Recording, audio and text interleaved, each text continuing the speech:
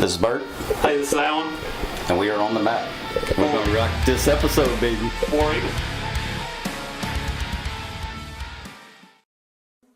if I were the one to tell you that the fight's already been won? Well, I think your day's about to get better. That was good fantasy football talk. Let's get over to Auburn's quarterback positions. I was talking about this with Anthony the other night. He said his guy is Willis. You know what I'm talking about? Mm-hmm. He says that's his guy. He thinks that's what's going to happen. I think Malik Willis could possibly be the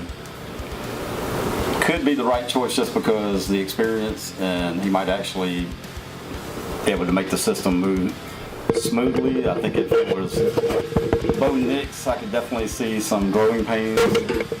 But when you watch Bo on tape, yeah, he makes some throws, man. I mean, he makes them on the run. He makes them off his back foot. Some of that stuff you're not going to get away with in the SEC, just the way the safeties can close and right.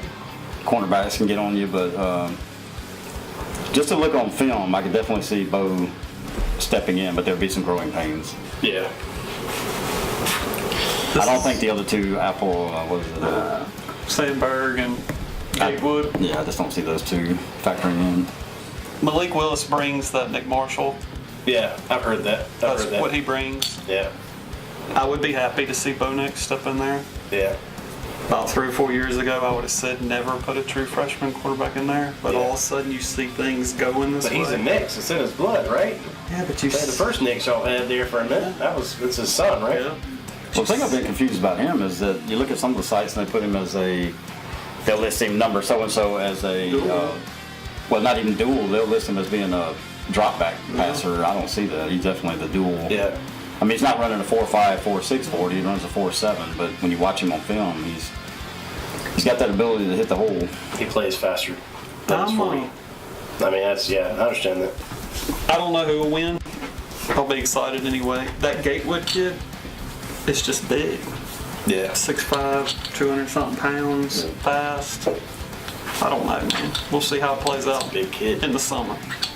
Auburn and Georgia are changing their game. Y'all excited about that? They're going to change their schedules where y'all aren't playing that grind there at the end of the year. It's tough. I like it. I've always loved it. Yeah. Do I understand why? Yeah, I understand. I don't understand in Georgia. I mean, I don't either. They play a crappy team and they play Georgia Tech. Right.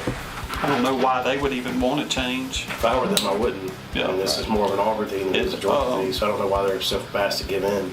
It benefits Auburn tremendously. It does. I don't know. We'll see how it plays when it. Yeah. I can't wrap my head around it. I'm used to it being kind of cool. Yeah. You know, nice fall day, Auburn, Georgia. Right. You move it into this September, October area. Well, is this such a grind? And you're looking at the back end at Georgia and Alabama, and it's like, man. Well, they messed up when they put them both in the same. You put Georgia and Alabama in the same, at home, in Jordan-Hare at the same time, or on the road at the same time. That's where they messed up. Yeah. I know you haven't done much prep, but can you give me a under-the-radar guy to look out for next year that we may not know? Sean Shivers. What position is that? Running back. I was like, I ain't gonna say nothing. I don't know. He's under the radar. I don't know who he is. Running back. Okay. Shivers, running back. What about you, Bert? What's all There's two guys that I think they're definitely under the radar in the fact that they had surgery and knee issues, but Eli Stove, which was basically their only deep threat for the injury at that point, so they had no deep threat last year, but Stove, and then what's the other guy? Will Hastings. Okay.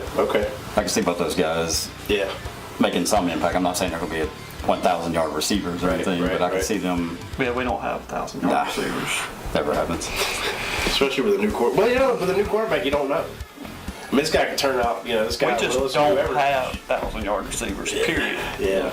We just don't do it. You're right. We just don't. You're right.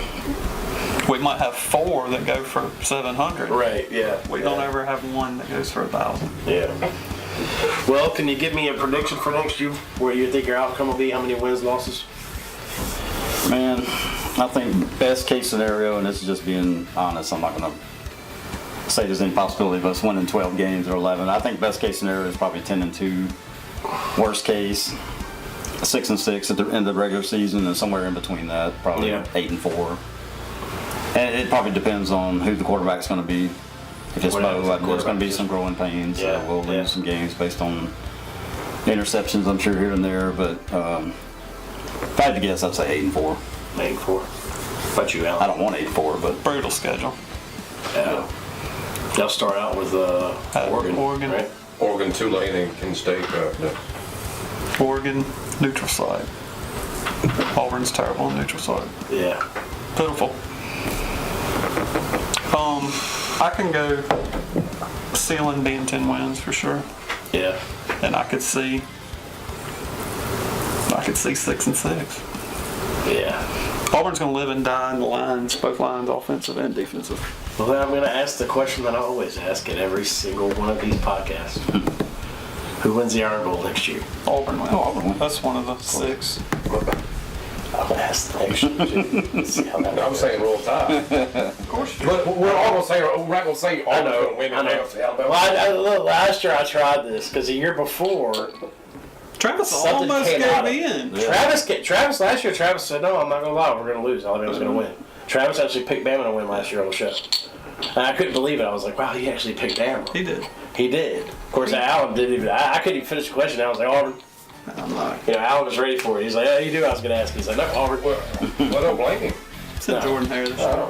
But it is in Jordan here, and that's a big deal. I mean, you know what I'm saying? Yeah, it's a good chance. There's a good chance that Alabama's gonna lose it in the fourth quarter, and it's gonna blow it. I mean, normally I used to be scared when we played Auburn at home, but I feel like we changed. squashed that. Yeah. But now it's the home team in this rivalry right now. The home team has the advantage. Period. It's gonna fall in the fourth quarter, and with 5 minutes left, we're gonna lose it, and then Auburn's gonna win it. I would love for that to happen. You just said that. Huh? I would love for that to happen. So you're picking Auburn to win the game. I love it. I hate to say that, but I think it's gonna fall in the fourth quarter, and something's gonna happen, and Auburn's gonna win. Well, I mean that's usually how it goes down when we do lose. But I'm not. I can't believe you're saying this right now. This is upsetting. I mean, It's wonderful. I'm just gonna go ahead and say Got a that. tip pass, some kick six crap at the end of the game, and they win. That's how it happens. Auburn? Yes. Yeah, I know. But our team. This is what you're saying. Our team will get a big head in the halftime. Like Well, we they got do this. that too, man. We got They this. do. I know. Yeah, they won't.